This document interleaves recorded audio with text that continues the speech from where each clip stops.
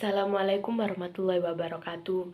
Nama saya Nurul Alia dari jurusan Sastra Inggris Fakultas Humaniora. Di sini saya akan menjelaskan materi PBAK Fakultas. Materi pertama yaitu materi yang disampaikan oleh Bapak Alimi, Wakil Dekan Bidang Akademik Fakultas Humaniora. Sistem akademik di UIN Maliki Malang adalah yang pertama perkuliahan. Di dalam perkuliahan ada mata kuliah dari semester 1 sampai semester 7. Dan yang semester 8 adalah fokus untuk skripsi.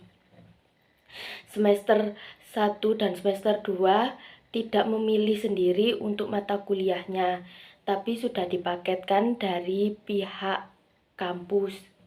Memilih kredit per semester maksimal 24 SKS. Ada 150 SKS dalam 8 semester. Ada yang 2, 3, dan 6. Dan SKS ini untuk menentukan lamanya perkuliahan. Ketika lulus, mahasiswa akan mendapatkan gelar sarjana sastra.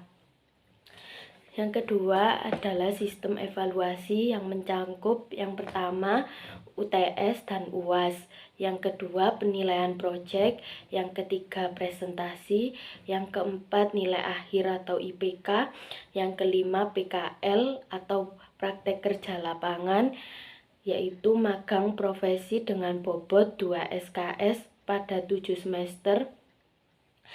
Yang kelima, ujian komprehensif, yaitu ujian ke seluruh mata kuliah. Dan yang terakhir adalah skripsi. Skripsi adalah karya ilmiah yang ditulis mahasiswa sebagai syarat mendapatkan gelar. Pada semester 5 ada mata kuliah profesi. Mata kuliah profesi ini diantaranya adalah pariwisata, pengajaran, penerjemah, jurnalistik, perfilman, dan diplomat. Tugas akhirnya menggunakan, jika di jurusan sastra Inggris menggunakan bahasa Inggris, jika di jurusan sastra Arab menggunakan bahasa Arab. Sistem akademik yang terakhir adalah SIAKAD. Semua tentang akademik tertera di SIAKAD.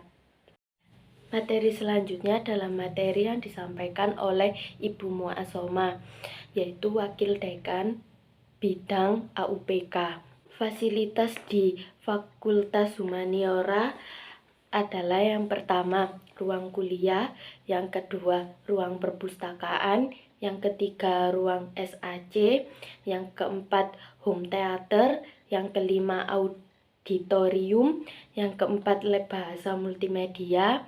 Untuk mahasiswa yang tertarik dengan bidang multimedia bisa menggunakan lab bahasa multimedia. Yang selanjutnya ada galeri seni dan ada galeri kaligrafi. Yang selanjutnya adalah materi yang disampaikan oleh Ibu Galuh Nurrohman, yaitu Wakil Dekan Bidang Kemahasiswaan dan Kerjasama.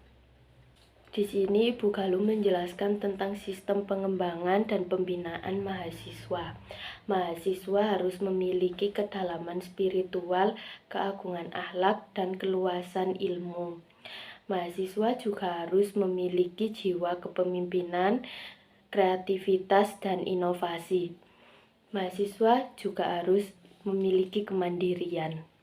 Program-program pembinaan dan pengembangan. Yang pertama, peningkatan spiritual. Yang kedua, pengembangan penalaran dan keilmuan. Yang ketiga, pengembangan potensi, minat, dan bakat. Yang keempat, pengembangan profesionalisme. Yang kelima, pengabdian masyarakat. Strategi umum. Yang pertama adalah terprogram. Terprogram ini adalah untuk melihat dampak jangka pendek atau jangka panjang. Yang kedua, sinergis, contohnya pengabdian masyarakat. Yang ketiga, bertahap dan berkesinambungan. Yang keempat, demokratis, contohnya program-program yang disarankan. Yang kelima, koordinasi kolaboratif, contohnya collab dengan narasumber atau alumni. Bagaimana mahasiswa bisa berkontribusi? Yaitu dengan mengikuti OMIK, yaitu DEMA, SEMA, dan HMJ.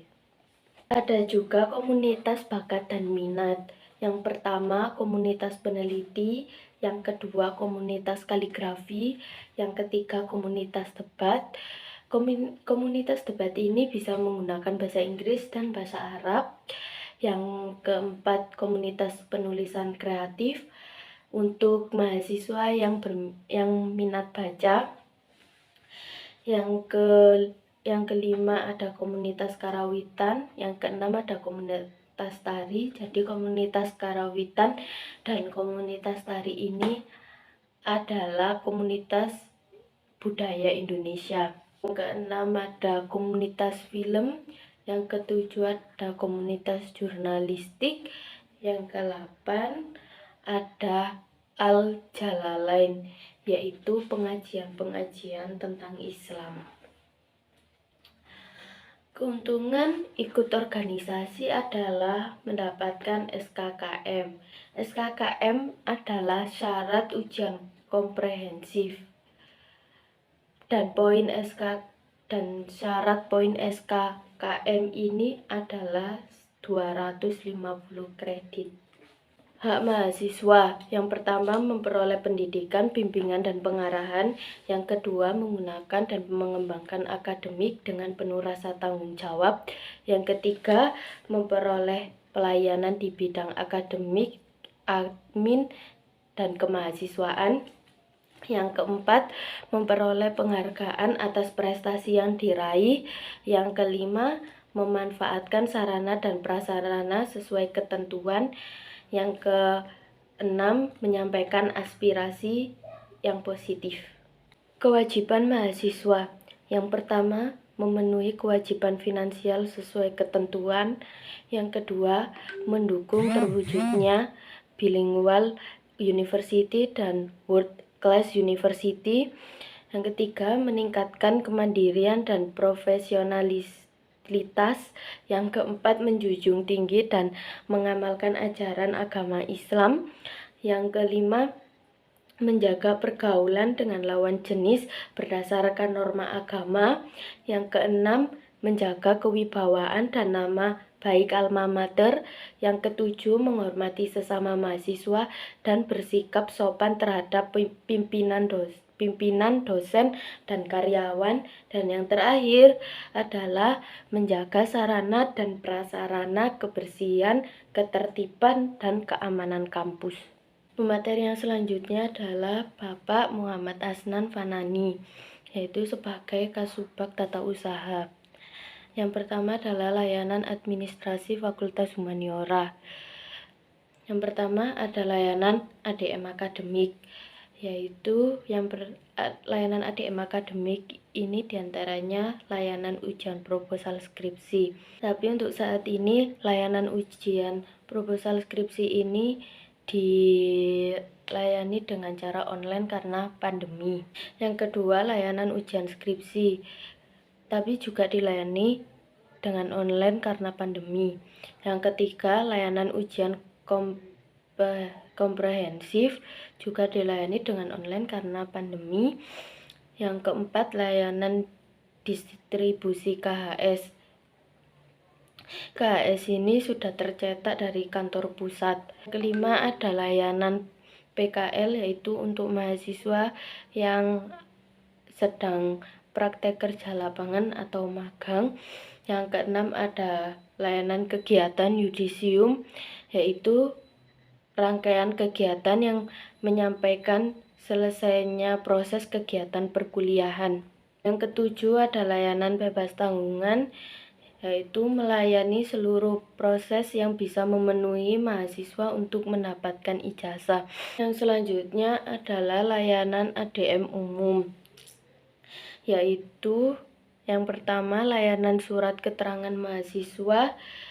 Layanan ini untuk mahasiswa yang ingin mengajukan beasiswa akan dibuatkan surat yang menyatakan bahwa mahasiswa yang bersangkutan belum pernah mendapatkan beasiswa. Yang selanjutnya adalah layanan legalisir. Selanjutnya ada layanan peminjaman ruang dan peralatan, yaitu untuk meminjam seperti aula untuk kegiatan mahasiswa. Materi selanjutnya adalah Bapak Ribut Wahyudi dan Bapak Muhammad Edi Thoyib. Yang harus diketahui oleh mahasiswa adalah yang pertama, kurikulum. Karena kurikulum di perguruan tinggi berbeda dengan kurikulum di sekolah. Yang kedua, siakat. Siakat untuk pemrograman matkul dan hasil studi. Yang ketiga, e-learning. E-learning ini untuk pembelajaran daring. Selanjutnya, pemrograman daring yang akan dilaksanakan hari Sabtu. Yang pertama, pretest, yaitu untuk mengetahui tingkatan pengetahuan mahasiswa baru. Yang kedua, sosialisasi e-learning. Yang ketiga, sosialisasi kurikulum program studi sasing. Untuk mahasiswa sastra Inggris, belajar bahasa Inggris adalah untuk komunikasi global, tetapi tetap melestarikan bahasa Indonesia dan bahasa lokal, dan harus bangga dengan bahasa Indonesia dan bahasa lokal untuk menuju Indonesia tangguh. Lulusan sastra Inggris di UIN Maliki Malang banyak yang melanjutkan studi di luar negeri. Visi di Prodi Sastra Inggris UIN Maliki Malang adalah terwujudnya program sastra Inggris integratif dalam memadukan sains dan Islami yang bereputasi internasional. Tujuan mahasiswa adalah mengikuti kompetisi-kompetisi. Lulusan sastra Inggris bisa menjadi pengajar, yaitu guru, dosen, menjadi penerjemah, menjadi pemandu wisata, menjadi jurnalis, menjadi praktisi film, dan menjadi diplomat. Di jurusan sastra Inggris UIN Maliki Malang juga bisa memilih mata kuliah yang lintas jurusan. Jumlah dosen tetap di sastra Inggris ada 40 orang. Jumlah SKS ada 150 SKS. Masa studi normal adalah 8 semester yang ditempuh 4 tahun. Batas akhir studi adalah 14 semester yang ditempuh 7 tahun. Dan ada wajib ma'had selama 2 semester. Yang terakhir, wajib khatam Al-Quran minimal 1 tahun, yaitu untuk bisa memilih mata kuliah keagamaan. Sekian dari saya, kurang lebihnya mohon maaf. Wassalamualaikum warahmatullahi wabarakatuh.